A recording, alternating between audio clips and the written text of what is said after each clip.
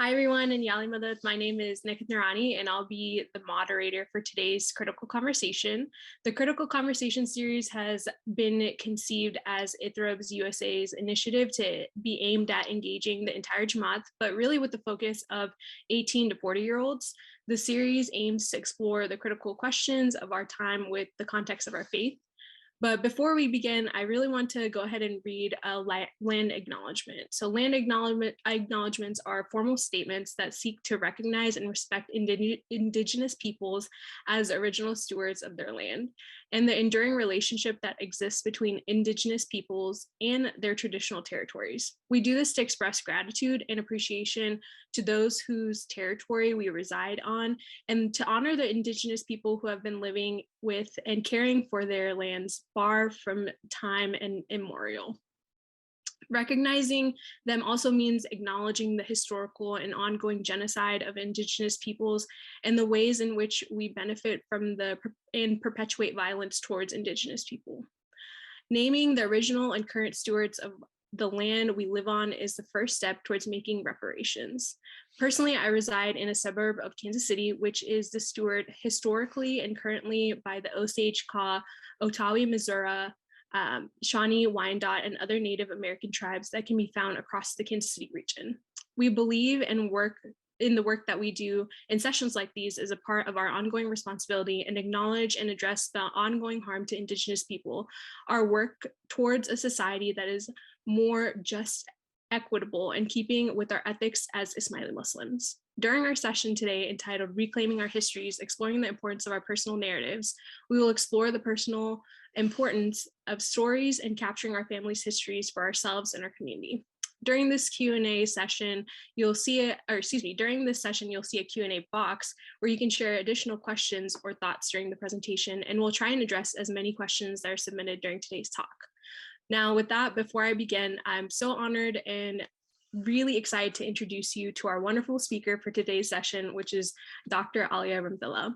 So personally, I've known Aliaa for several years now. We first met at a camp she used to run called College Program on Islam. I'm sure you all that are on have also recognized her, not only from that feat, but alongside her many accomplishments. She was the director and a scholar at the camp, and I remember always probing her and asking her so many questions. I'm sure she was super annoyed with me, but I'm really excited that she's continued our relationship and I get to learn from her every single day. Dr. Aliaa Remtilla is an anthropologist and a filmmaker whose mission is to improve understandings of the human experience. Originally trained as a filmmaker at Harvard University, USA, Aliaa is able to take complex ideas and communicate them to the general public through emotive storytelling in a visual medium. Aliaa is also a professional researcher with an MA and Ph.D. in social anthropology from the University of Manchester, UK. She's also had the opportunity to work as a researcher at both the Institute of Ismaili Studies in the UK and the Simon Fraser University in Canada. Together, she has conducted research in over 20 countries, including Afghanistan, Pakistan, Portugal, Tajikistan, and Tanzania, examining the influence of religion, economics, and politics. Aliaa has also served extensively with the Shia Ismaili Muslim community through the Aga Khan councils in Australia, New Zealand, and the USA.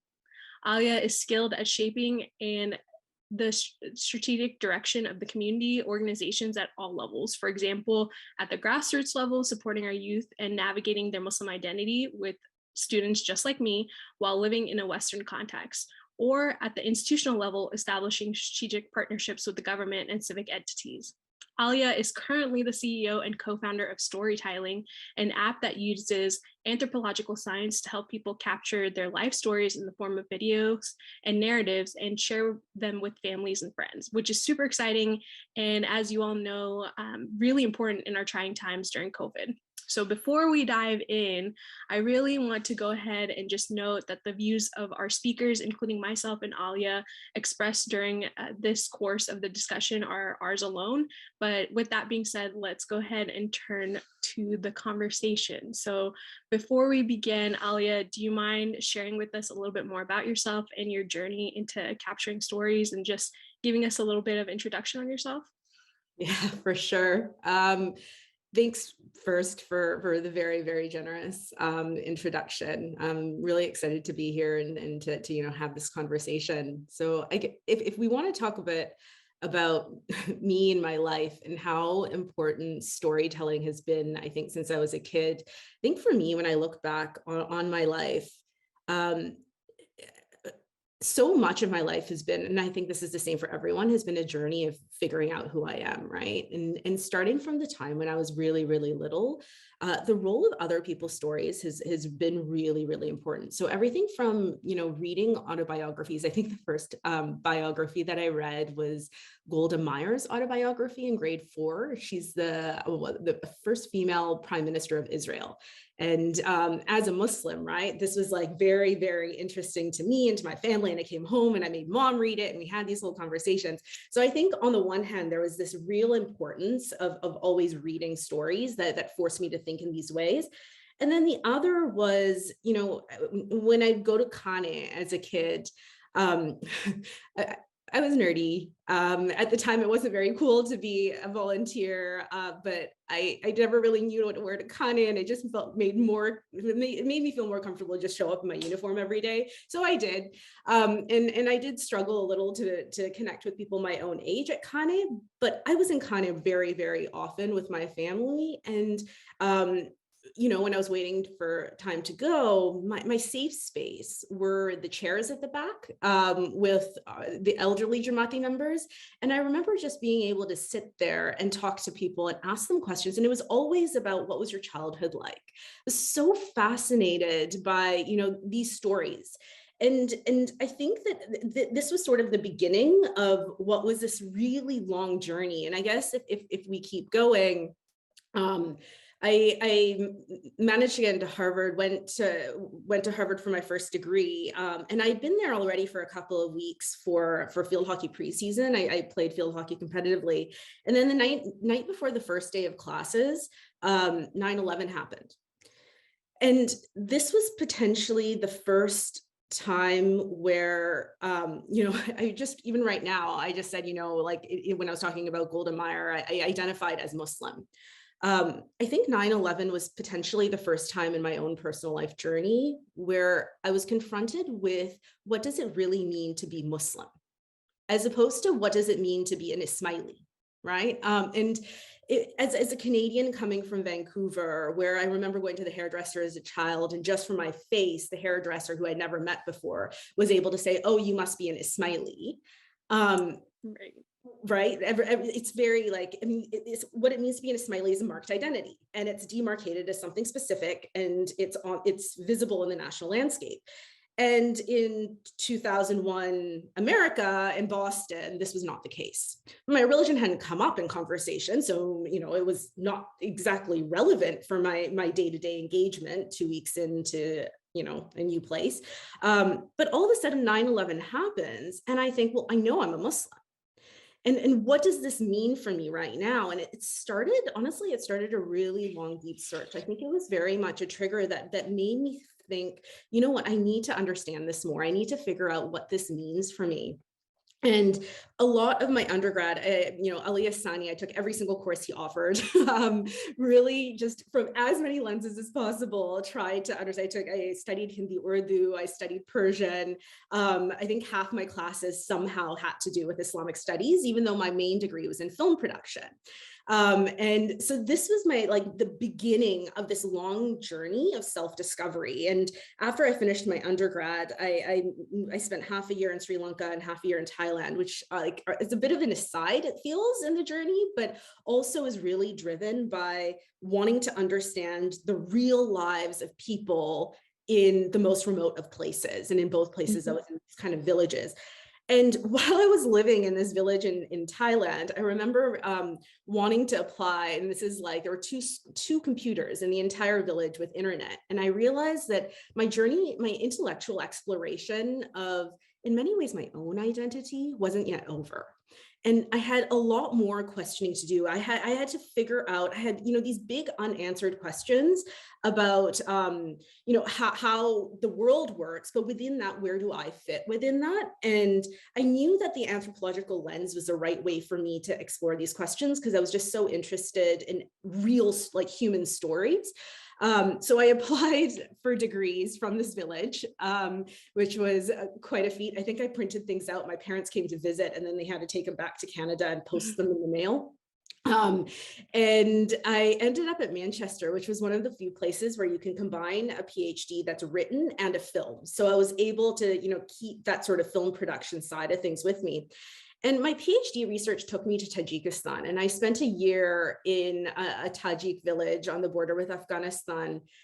And for me, this was a really big experience for me in my own personal journey. So yes, I produced the PhD, and that was all there. But for me, there was a lot of these, this continuation of this journey of who am I and how do I understand myself better by understanding the lived experiences and stories of people who I saw myself in.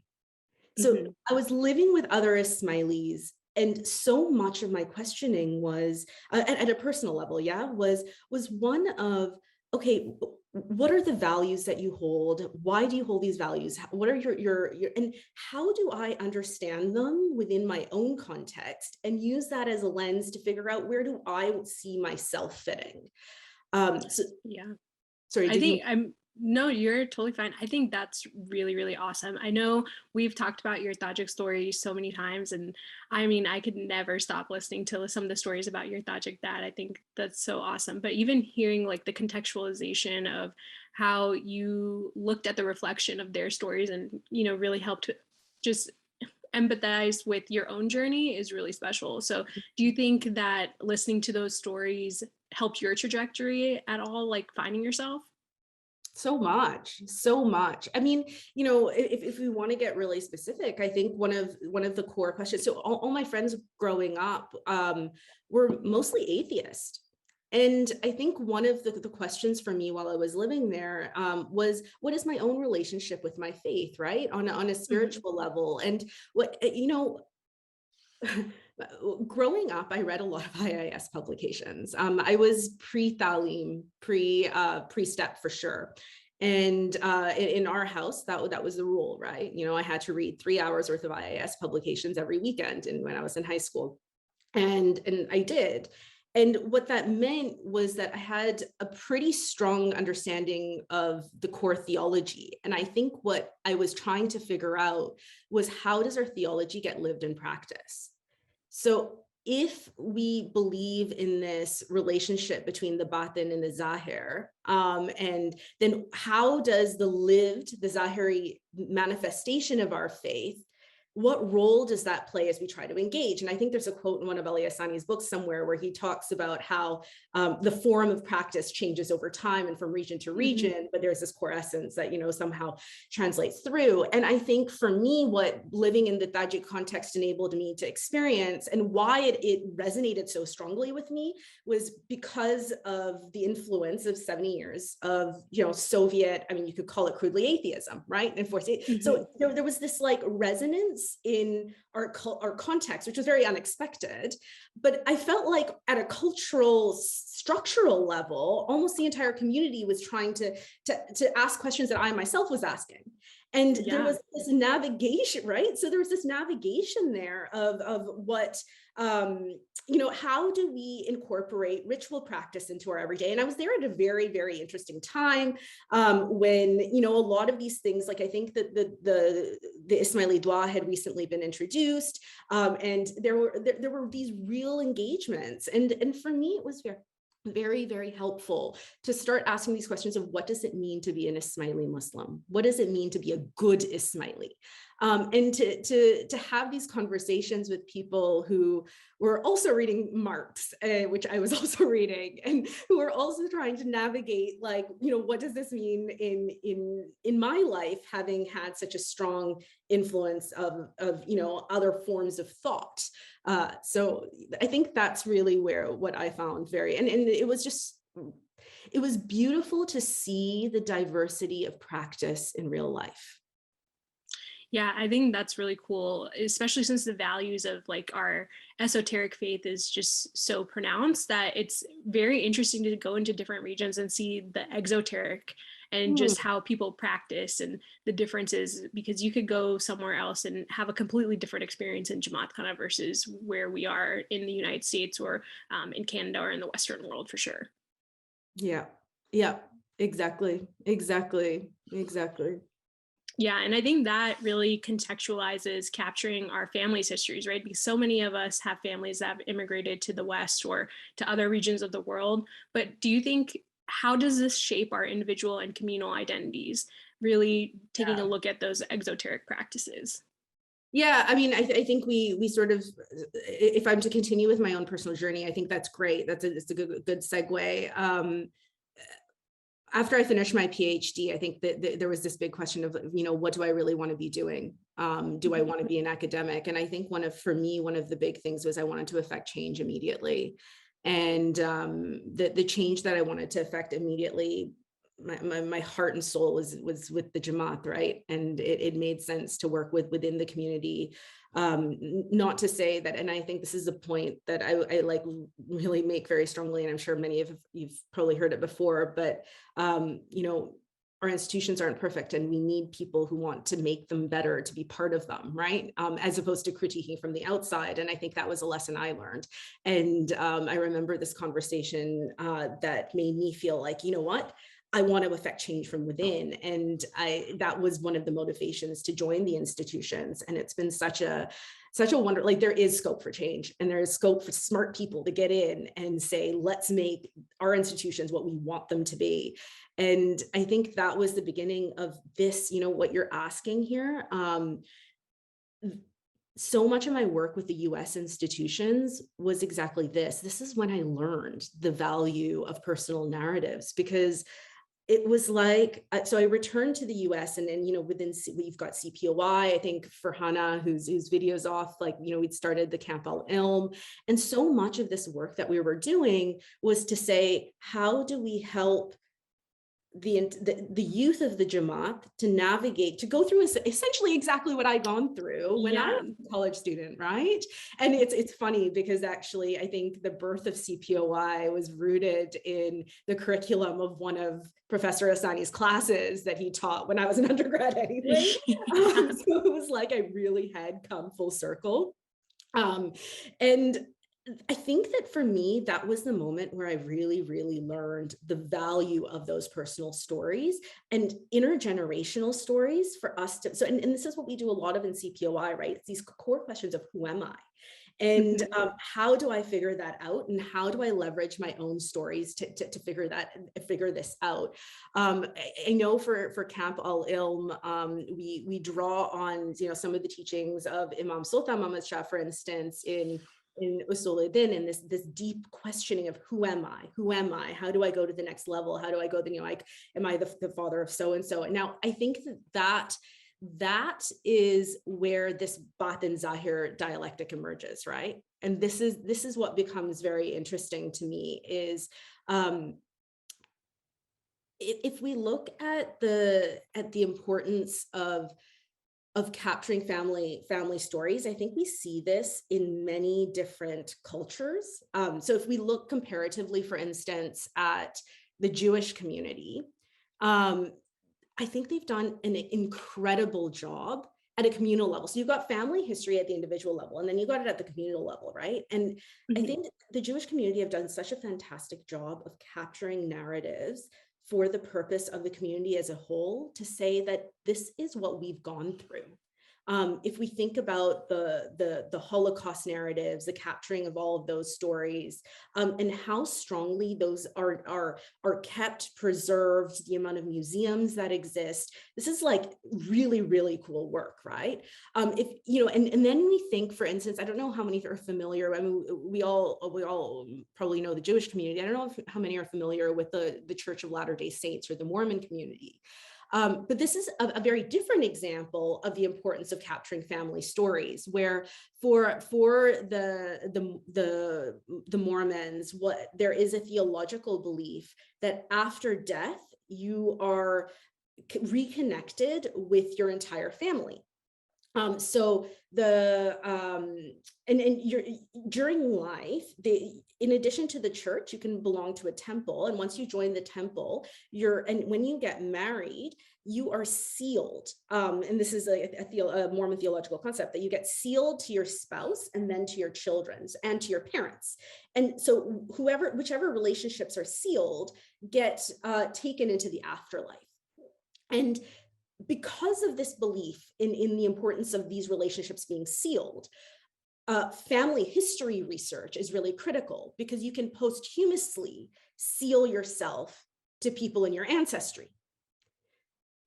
So this becomes very, very important for them to then capture their family history. And the church itself has facilitated, like, if you belong to the church, you get a subscription to ancestry.com. And then there's an entire platform called Family Search, where they also believe in the importance of capturing documents and records about your own life for future generations. So it's very different from the Jewish community, but also within a religious community, this importance of capturing family history is so strong. Now, if we come back to the Ismaili community, I think for me, the Institute of Ismaili Studies is in many ways the repository, right, of stories at a structural communal level. But I also think that in addition to the IIS, we have a lot of personal, like, it's kind of unfair to just say, okay, this is the IIS's job, let's like kind of leave it to them. I think that there is a lot on us as well. And if we go back to this Bath and Zahir dialectic, the reason why I think it's so incumbent upon us is it's part of our own spiritual journeys. Like, for us to understand who we are, we need to understand our stories, our family stories, right? Like, you can't just have the spiritual without the Zahiri. Like, we need to also understand and within that, oh my God, the scope for exploring, like, pluralism starts at home, right? Like, not monoliths. Like, all of our families are different. I don't always agree with the perspectives or the worldview of other family members. How do we elicit those stories and then have those conversations as well? So I think at a spiritual level, like the importance, and within our own cultural and religious context, the importance of capturing communal identity as well as individual, is just these stories. It's so strong. Yeah, I completely agree with you. I think a lot of it too comes down to those migration stories as well, because they're so impactful to learn about other journeys and things like that. But that being said, even in the scope of migration and just our histories in general, there's a saying that, those who write history are those in power. And that's kind of like a power imbalance situation. So we often really don't get to see those absent voices that have experienced history because of that. So I guess my question to you is, coming from that narrative, why is it important to tell and capture our own stories versus having them captured by others? So really recording our own history and being a little bit more autobiographical. Yeah, I mean, it's a really good point you're making, Nikhat. This idea that history is written by the victors. I mean,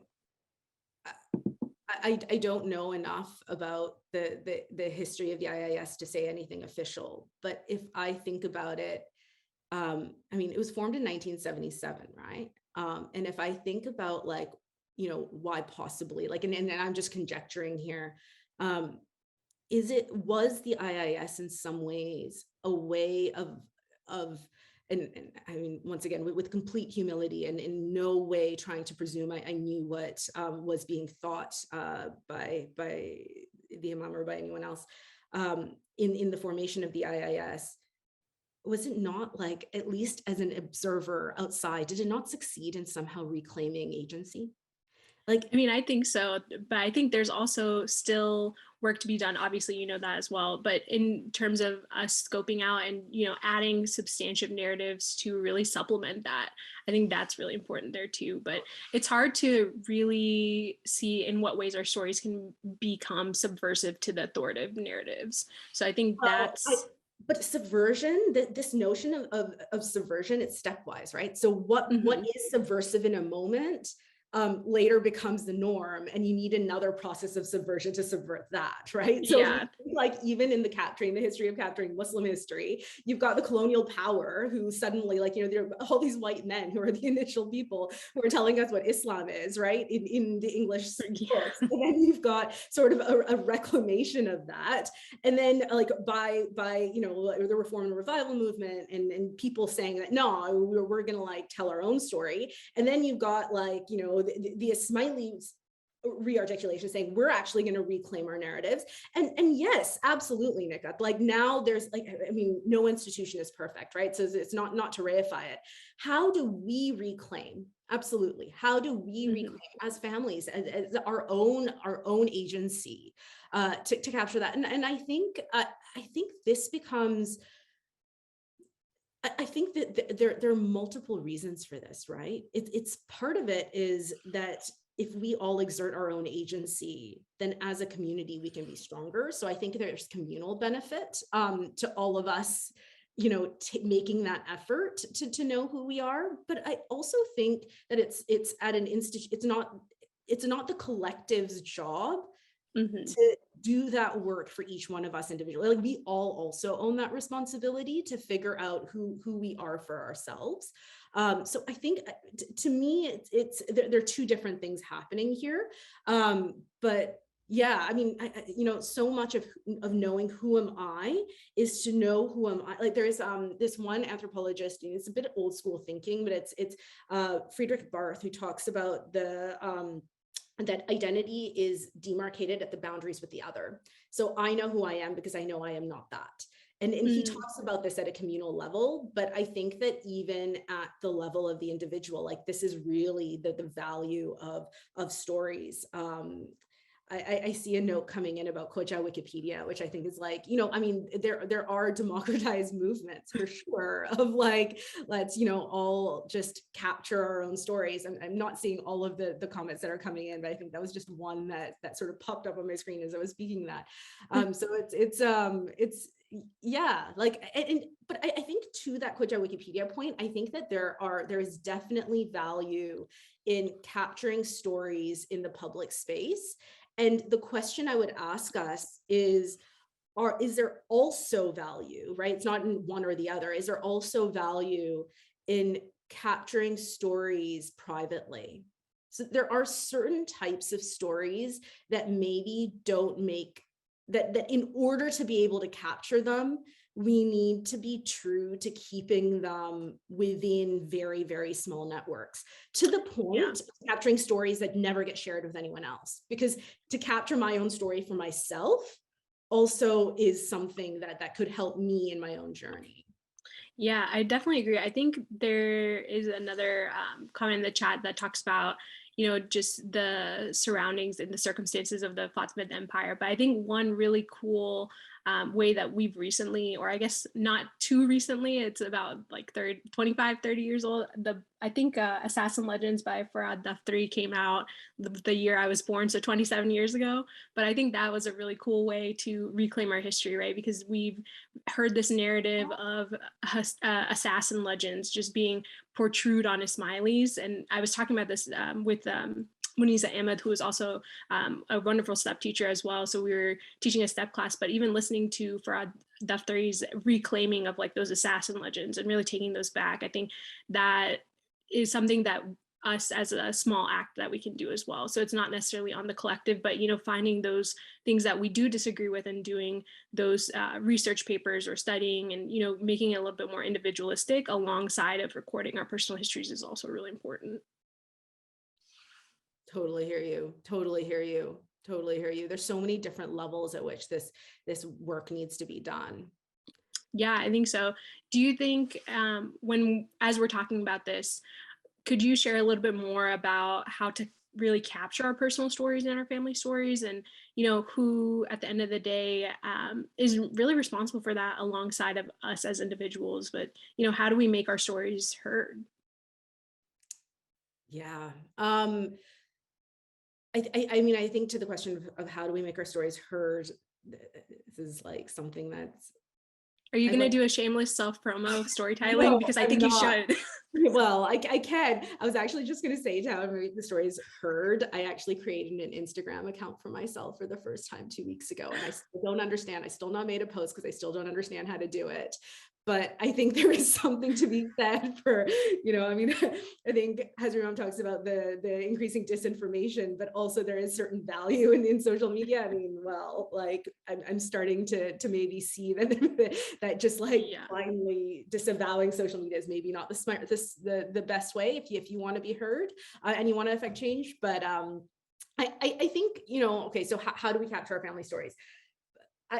My sense is I would start small and start at home, right? Like we all share this responsibility. So if it's about how do we get our own family members to agree to do this, sit down, like I would say start really small, just start at the dinner table and ask small questions, just I think like storytelling does give questions, and you don't even need to download the app. If you just go to the website, there's some resources there in terms of what kind of questions that you can ask. I think like they're questions worth asking ourselves, right? So are we trying to understand our family history and just chat about them, or do we want to record them and document them? I think that the value of recording and documenting them is that we have them for future generations. And I think that like as someone myself who I was the first generation born in Vancouver. So my niece is going to like, I mean, so I have one grandparent who's still living, and then I've got obviously my parents. Once they go, there's no more connection back to Tanzania, right? And before that to India, I had one grandparent who was from who came from India to Tanzania, and when he passed away when I was 4 years old, that connection back to our roots in India was lost. And the more that we document these stories, the more that future generations will have access to, and this is what technology allows, the video, like the image and the voice of the person who experienced it, articulating it for themselves, as opposed to these sort of passed down stories that potentially get altered with time. And I think that's where, how do we capture the voice and that story told, and this is part of that democratizing of access to stories, right? How do we get the person who experienced it to still have the agency to be telling their story in their voice, in their way, even after they've passed on? I think the one thing that I would say on this is I've seen this quite often, where we think that the person who has a story to tell is the person who's accomplished something. And for some reason in our community, it's often the male, right? And I would say that the most valuable stories, especially for an anthropologist, I'm biased by my discipline, the most valuable stories are the stories of like the most nuanced little things. What was your experience of childbirth? What was your experience the first time you held your child in your hand? What was your experience when you like went to your first day of school? What was your experience? What were the challenges that you went through when you didn't have enough food to put on the table? What was grocery? Like, how did you go grocery shopping? I mean, these little things that seem little are actually things that connect us so much more strongly across generations. And they're the questions that I'm seeing of being of increasing value, right? So I would say that, like, let's talk to our moms. Let's get those stories down as well. Let's talk to our grandmas. Let's make sure that female voice gets captured. And let's make sure that the granularity, it's not all about successes. It's also about the mundane. And then also about what seems like mundane, which actually in future generations won't be, and then also about overcoming challenges, because I think those are the real lessons to be learned. And then I guess the final thing that I would say is don't procrastinate. Like, this is so easy to procrastinate on because it just doesn't feel urgent right now. But you never know when it's too late. And it's too late, it's too late.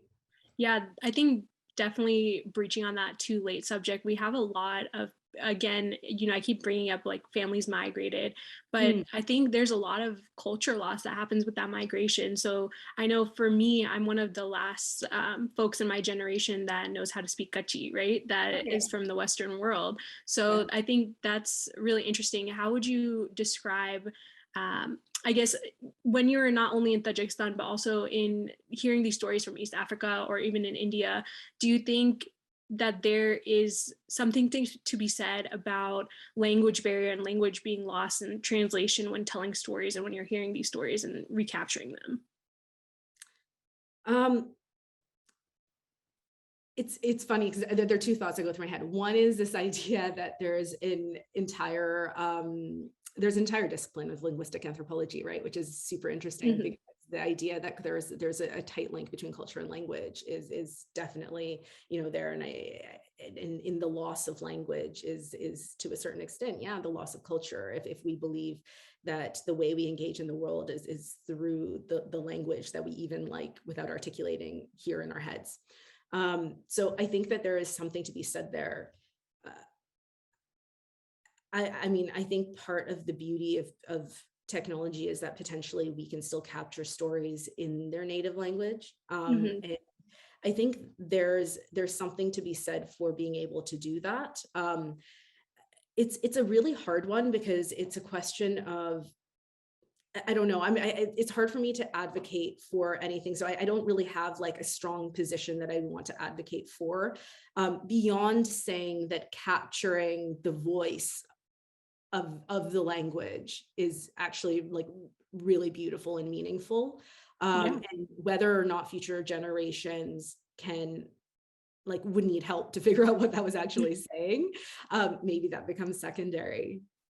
Yeah, no, that's a good call out. I know we've had those discussions in CPOI before, so I just wanted to bring that back full circle. But I Mhm. think also what's interesting is in our world today, our culture is like ever expanding, right? Because we have so many non-Ismaili relationships and just, going forth and, really documenting those histories also matter. So I think I would pose this question and feel free to kind of answer it in your own way and not put your IAS hat on for a second. But how do we record histories with IAS maybe, or even with our own Ismaili narratives with family members who aren't Ismaili?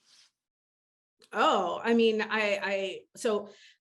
there's one thing I do want to say even before answering the question, which is the only thing like I think there's oh, and it's been so long, but I think there's this one theory that says that a tradition becomes modern when it gets fixed because Mm, traditions are constantly changing. yeah. Um, so I think that's the first thing that I would say that like a fear of culture loss potentially ends up making us more modern if we try to like reify and fossilize a certain way of being. That change is like Mhm. really the only norm, and constant evolution is potentially the best way of maintaining a tradition, if done in a very, very thoughtful way. And I think that's my like that's intellectually how I would think through it. At a very practical level, I would say that, and in light of that, because that's kind of my personal belief, I would say that every story matters. Like every Mhm. story needs to be captured. And as I've said before, it's not necessarily about only about religion, right? Like I think it's about all aspects of our lives. And if anything, that's why interfaith marriages happen, because Yeah. religion, we're intersectional beings. Like there are multiple forms. We hold multiple identities simultaneously, Mhm. and our I mean, religious. look at you right now wearing the multiple hats too. So, I mean, there's multiple layers, right? Like, I think that's what's really interesting to me too. And I know we've talked about this before, and I'm sure tons of people in the chat have probably talked about this before as well as people who are just viewing. But I think that comes with a certain level of, we need to be more open as well, like in documenting those stories. And just because we see that it's not documented doesn't mean that we shouldn't be documenting them. What do you think there? I think I also want to ask, I guess, furthering that is like, how did you capture your own story and like what steps did you take to capture that? Yeah, I've captured my own story in a few different ways. I think one of the earliest ways was my grandmother's 90th birthday. We decided that a really great book would be a coffee table book of her story. She was like, our last remaining grandmother. And one of my uncles actually helped me, but the two of us interviewed her and collected her entire life story, and then supplemented it with photos that kind of everyone provided. And we have this massive book. And actually now she's, I think, about to turn 98. She's still like, Wow, congratulations. and Shukram Lola. yeah, yeah, she's a phenomenal woman, and she is going through. There are early signs of dementia, and I think on some of her bad days, going through her book is actually one of her part of her daily routine. So actually, like, they're very unexpected values for having taken the time. It wasn't easy. It was very hard. And I think that the challenge of capturing her life story was in part, where do you start? How do you do that? But then actually, how do you like turn it into something, which is part of where storytelling came. And yeah, we haven't really talked much about storytelling. But the other thing with her, yeah, sorry, I'm like getting lost. The other part of what I've been doing to capture my life story was that for some of the research that I'd been doing with the IIS, was to capture the history of the East African Jamaat, which is also my own personal narrative. And so when we were working on, we're in the process of trying to turn this into a different publication that is easier to read. And part of what I did was actually draw my own story. So I spent time with like different members in my own family to see how can I turn these autobiographical accounts to make a history more legible, right? And more understandable, more real, and make it like more come from my own heart, as opposed to just from, because this is something that I myself and my ancestors have experienced, and it influences who I am and who I. So I actually had a good reason to do it. When one of my uncles unfortunately passed away, and we had a Zoom funeral during COVID. It wasn't from COVID he passed, but we had a Zoom funeral. Being able to talk about his life story, because his story was one of the ones that I'd written up.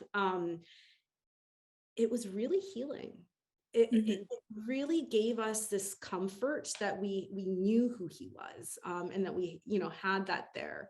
So I think that was perhaps the second way I've been capturing my family stories. And then the third is with the storytelling app, I've been capturing my parents' stories, and it's been really amazing to hear. They use the app in very different ways, but they've both started telling their stories in the app, and I've been learning a lot more about both of them now, and I'm like just so excited that I have their actual video and audio to keep for future generations. So it's very, very cool.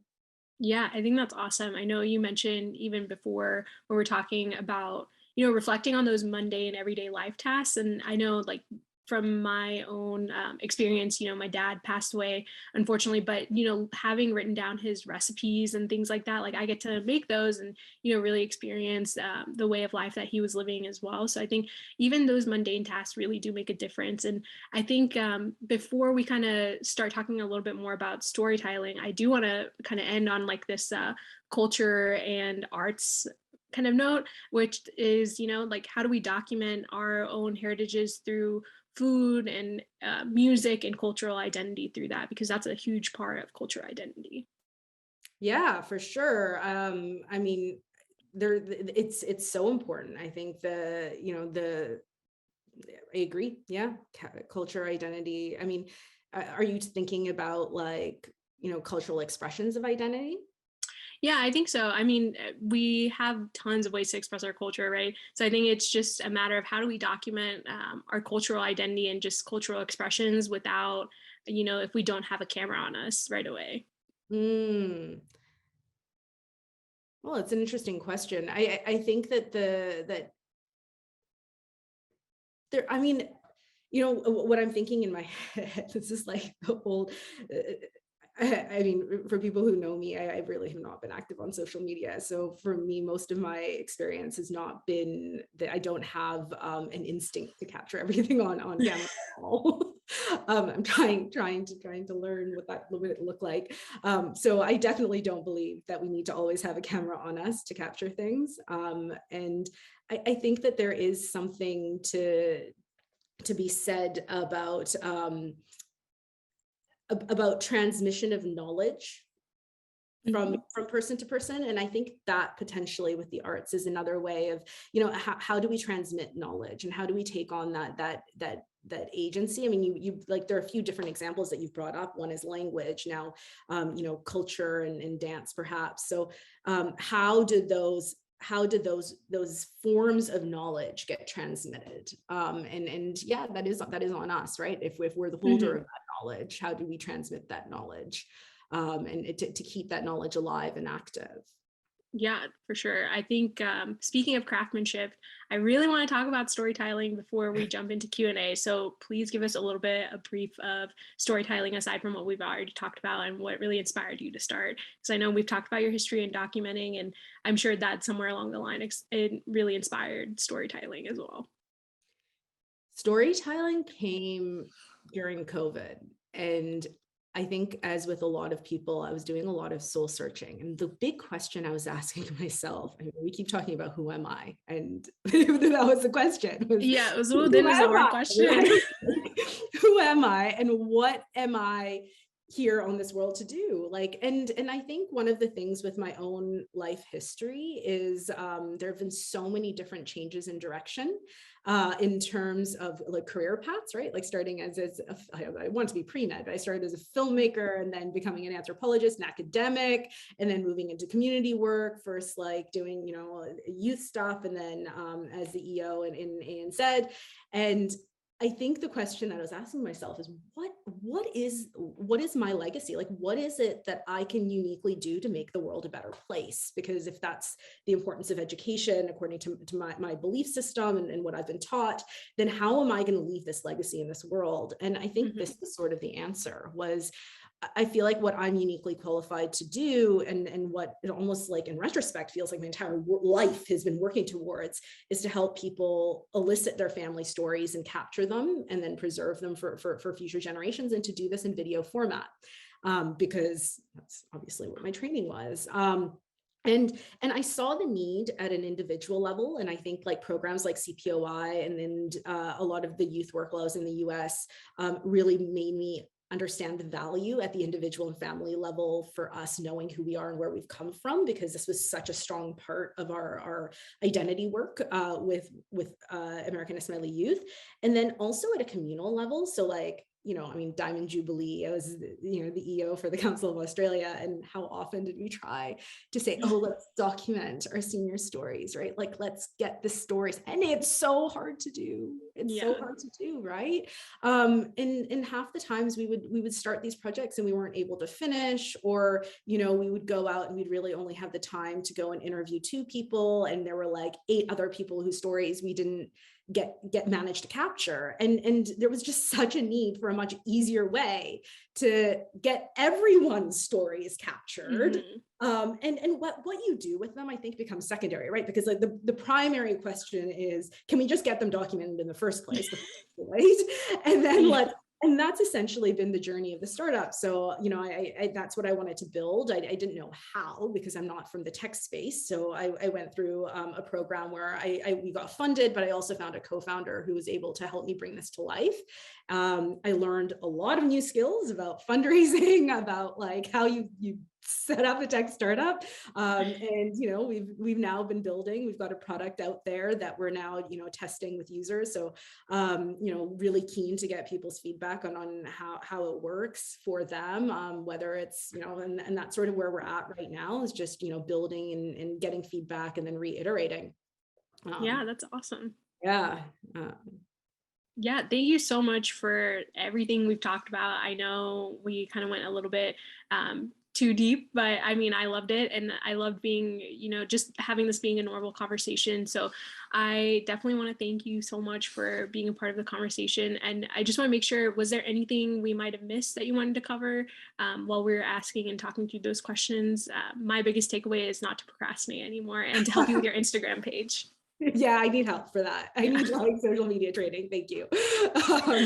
But no, I'm good. Like, yeah, I'm happy to open it up. Yeah, awesome. So with that being said, we have so much that we've already talked about, and we'd love for you guys to go ahead and ask us any questions that you might have in the chat box there. With everything that we've talked about, I know the audience is really keen on asking you some stuff as well, Aliaa. So we have tons of questions, and I see they're trickling in, but I'm going to start with one of the first questions that we got, which is, you shared a deep connection between capturing our family stories and gaining a strong sense of identity. Why do you think the Ismaili migration stories of the several past years have not been documented for future generations? Interesting. I think I would want to ask that as a question back. So I'm not like, I think this is a question of, I don't know how to answer it a little bit, because I don't know what work is being done and what work isn't being done. I think that I can speak to, I guess, when I was in Australia and New Zealand, there were individuals in the Jamaat who were doing an amazing job at doing this. So I know of a couple of different people who were just like really sitting down, capturing their own family stories, and building out that repository and those archives. So I think there are people who are doing this really well. I wonder if the question is one that presumes institutional responsibility, and it's maybe more a question of whether the institutions are doing this and why or why not. And I feel like I don't know the answer to that, because I'm not in I'm not in the know. So I think, from the one thing I can say is, I remember the Institute of Ismaili Studies putting a job posting out for someone to capture life stories. So I would presume that there's an increased amount of work being done in this space. But I'm probably not the best person to speak from an institutional perspective.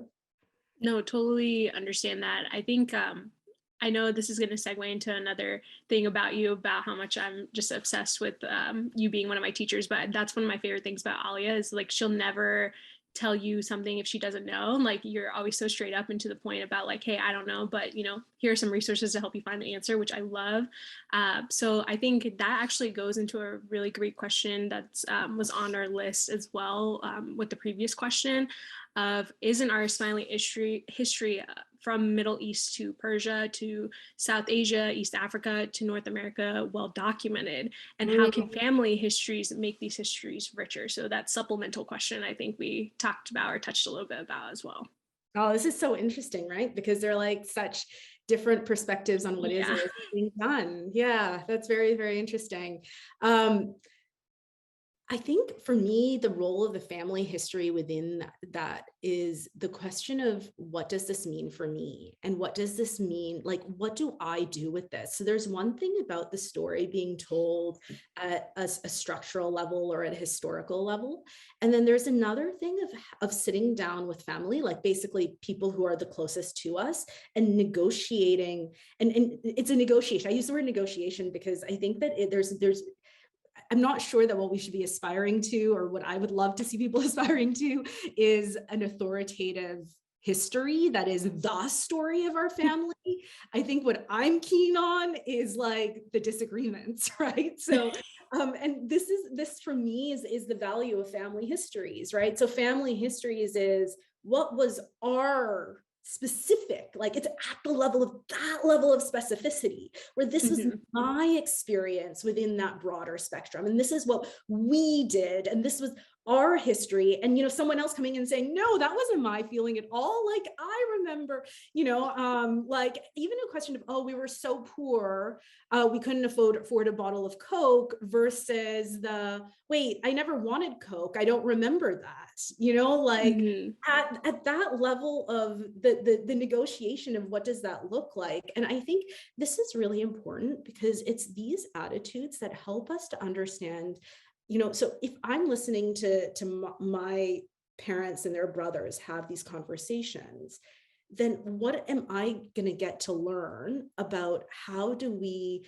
understand our past, and how can that past be understood in different ways, and how potentially can different people in my own family navigate a challenge posed to all of them in different ways.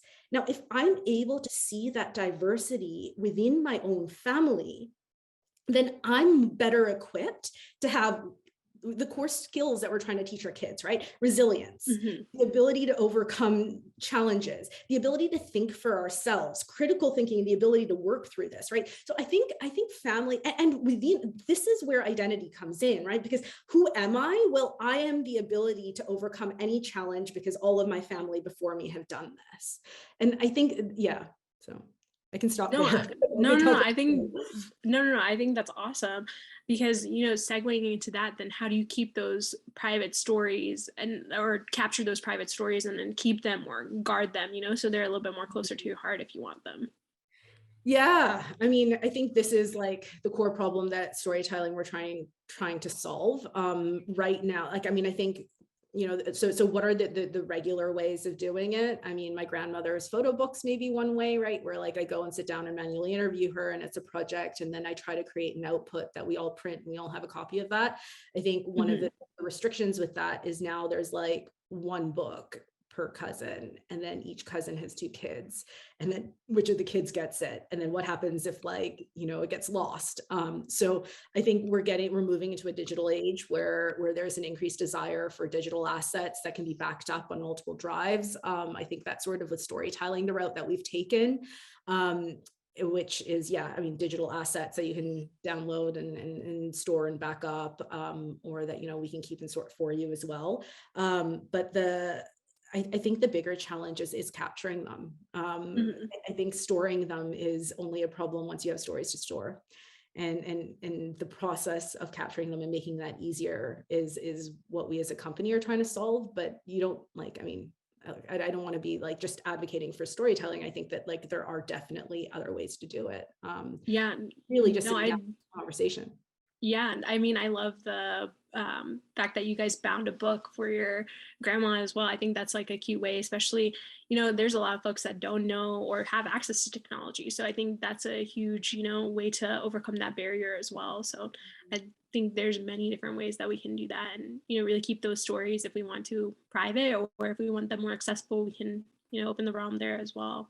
Yeah. Do you think, or do you have a vision of how the Smiley community could feel differently if eliciting and capturing, transmitting stories were to become more commonplace for our generation?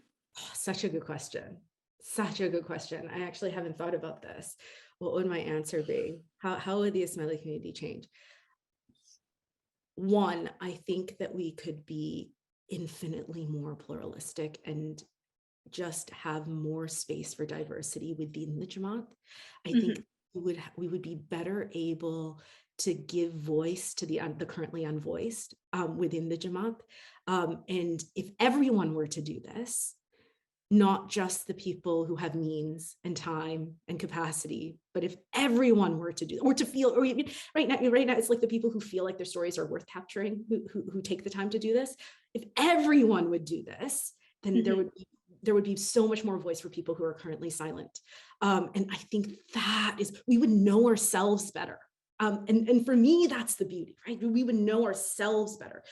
Yeah, sure. At a social level, structural level, maybe if we all did this, then I think we may be able to better position ourselves on the national landscape. We would have more assets to be able to say, this is who we are. We may be more visible. We may be able to better, navigate all that. But honestly, like that's secondary. I think that the primary thing is how do we like, it's really the democratization of access to having a voice. And whether or not that's who that's heard by, I think is secondary, but having that voice and exerting that voice and owning the power of actually telling your story. Yeah, no, I totally agree with you. I think, especially in the world of social media, right? Like we have such power, and to really elicit that is so important, and it kind of helps with that accessibility issue as well. So documenting those stories and really, making it a better landscape for us to be a community that's more diverse and more pluralistic is such an opportune experience for us to do right now in the world of social media. But I think, just like you said earlier, there's also downfalls of social media. So I think one thing I haven't seen in the chat, but wanted to ask was, how do you distinguish whether or not like a story is worth being told, or is there some stories that shouldn't be told? Oh, well, I think that, so if we're talking about a story that actually really happened, as opposed to, I mean, actually, even who am I to say that, right? Because every story Yeah. that's told is a perspective.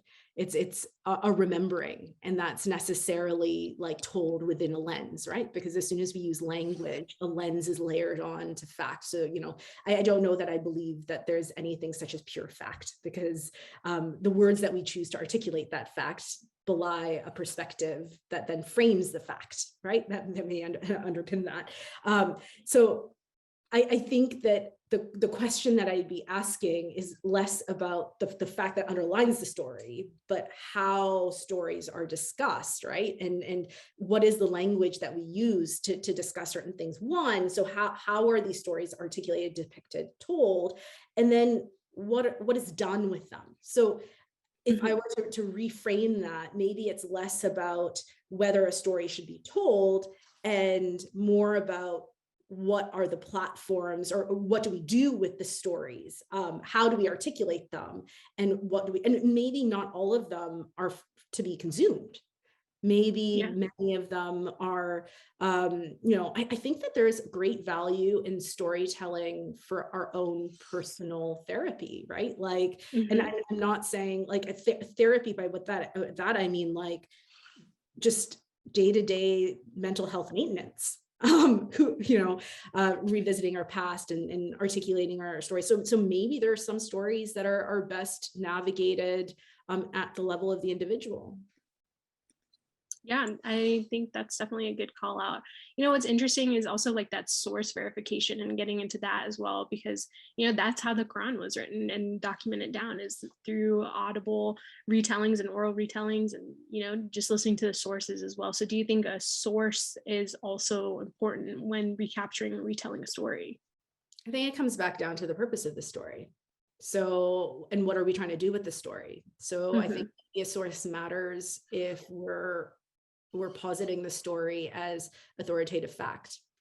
And yeah, then potentially that needs to be sourced. I think that if a story is explicitly positioned as something that's my opinion, and the implications of the opinion are not big, right? Like I think that's the other thing, is that, what does Adrian talk about, how do we take on the responsibility to self-limit our own free speech? So it's like, how do we fetter ourselves? And I think that's maybe the question that I would be asking, is what is our own responsibility like, and how do we exert our own responsibility, as opposed to advocating for a blanket rule of having everything to be substantiated, because even facts can be manipulated.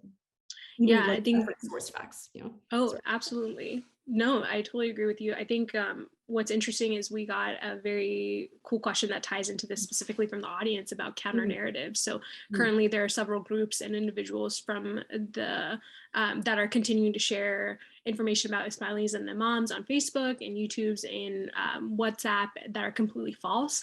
How can our stories help counter these narratives? So, really taking that source identification and just, countering that.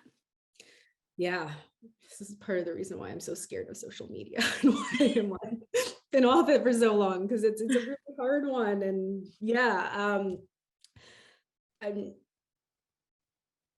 So there are multiple ways, right? I mean, I think that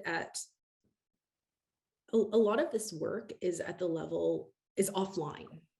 And I think that our stories the type of stories that we want to be really discussing oftentimes maybe don't have space online, right? And I would say that for counter narratives, I'm not sure that I feel like we've discussed this at CPOI as well. I'm not sure that I'm a big fan of having big sort of public debates on public forums. I think I've always been one of a person to say that, like, a counter narrative to misinformation in an offline vehicle where we can sit down with each other and not necessarily, I'm not talking about the people who are spreading the misinformation, right? I'm talking about like me with my family, or me with like other people who I care about within the Jamaat, who we're all, trying to figure out, like, this doesn't resonate with me and I don't understand this. Or, if there's someone who seems to be affected by this, how do we have offline conversations? And yeah, I think in these offline conversations, stories are just so critical. But I'm very biased here, right? Like I'm not keen on online spaces to begin with. So I think if you were to ask someone who is much more familiar with social media, they may give a very, very different answer. I think for me, it's just a matter of having these kind of deep discussions, to do them to limit them. And maybe that's the point, Nikhat, is that the kind of conversations that we want to be having here are potentially nuanced, right? And they need to be, there needs to be discourse. And the limitations of a Facebook post or a monologue on YouTube, without the space for discourse. And I'm not sure that chat even gives that space for nuance. I think it's too easy to misunderstand. And I don't know. I would advocate for offline chats. Yeah, no, I think that's a good call out there, especially, with that, just the idea of social media, anything can blow up as well. So I think it becomes a crucial conversation, or critical conversation, if you will, to have offline as well, but also just a deep dive into how you can really personally relate and nuance yourself with the person that's advocating for these false narratives as well. Or not necessarily false. I don't know, I can't speak to that. But what do you think are some considerations you think we should be careful of for those of us who intend on now seeking the stories of our circles? And what are your advice, or what would you say are the ethics of eliciting those stories? Oh, such a good question. I think that there are a few things, right? So one is consent. I think consent is really important. So especially if there is anything that we're recording, I think that consent is key to get. The other thing I would say is the emotional, mental well-being of the people whose stories that we're trying to collect. I think that should not be compromised. I don't think that there's any outcome that justifies that being risked in any way. So I think that those would probably be two of the top ones that come to mind. Just making sure that there's, and recognizing that digging up the past can be triggering, right? So we may fall into a situation where emotions are elicited, and not all emotions are bad, but that we have the emotional and mental well-being of the person that we're speaking to as is a key priority if we're getting into things that are quite sensitive. Yeah, for sure. How do you think, or what do you think are some good ways to eliminate bias when capturing a story? Or do you think that there should be a low bias when capturing a story? It's back to purpose. So are we writing a research paper in which we need to try to figure out, like, is it the purpose of what we're doing, trying to dig through a range of perspectives to figure out an authoritative narrative that seems as close to what, like, is that the purpose? Or is the purpose to get to better know someone in order to understand, like, rife with bias, what their perspectives are? I think that there's, I don't know, like, leaning into it, there's a beauty to bias too, right? I think it tells us something very specific about that person. And yeah. Awesome. Any last minute thoughts you want to add here? I know we're pretty close to time, but just want to give you the space to go ahead and add anything, or based on the questions, if you feel like you wanted to go ahead and add anything as well. No, I mean, thanks for the conversation. It's been a lot of fun, Nikhat, and very, very keen to connect with folks if they'd like. You can find me on LinkedIn and just send me a note. And yeah, very happy to continue the conversation with anyone who's interested thereafter. Yeah, thanks so much for your time, Aliaa. I'm so excited to finally get to connect with you again. And thanks so much to our audience. Hopefully this is just a start of the critical conversations you all might have. And today was such a really great opportunity and treat for me. So I hope it was for all of you as well. And thank you all for watching.